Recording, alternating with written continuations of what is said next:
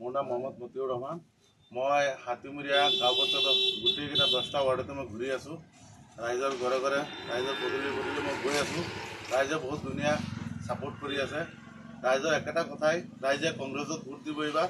আৰু আমাৰ বিজেপি চৰকাৰে যোনটো মানে ধৰি লওক মানে দুৰ্নীতি কৰি আছে, এইটোৰ ওপৰত খুবেই অৱগত হৈছে ৰাইজৰ একেটা কথাই, এইবাৰ মানে বেচমাৰী জিলা পৰিষদৰ প্ৰাৰ্থী, জিলা পৰিষদ কাউন্সিলৰ চবকে ভাৰতীয় জাতীয় কংগ্ৰেছ দলৰ পৰা জিকাব আৰু চবকে বিপুল ভোটত জয়ী কৰাব।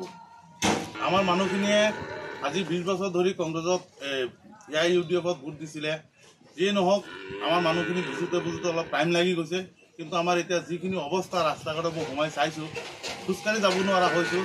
সেইখিনিত মানুহক উপভোগ কৰিছে, মানে বস্তুখিনি কেনেকুৱা হৈছে, কেনেকুৱা অৱস্থা বেয়া হৈছে মানুহখিনিয়ে উপলব্ধ কৰিছে। কিন্তু এতিয়া মানুহে এটা কথাই যে আমি এতিয়া আৰু তালা ছবিত কোনো ভোট নিদিয়ে, না হাতীৰ ছবিত ভোট দিব, না চিলিণ্ডাৰৰ ছবিত ভোট দিব। ৰাইজৰ একেটা কথাই, সকলো ৰাইজে ভাৰতীয় জাতীয় কংগ্ৰেছ দলক বিপুল ভোটত জয়ী কৰাব।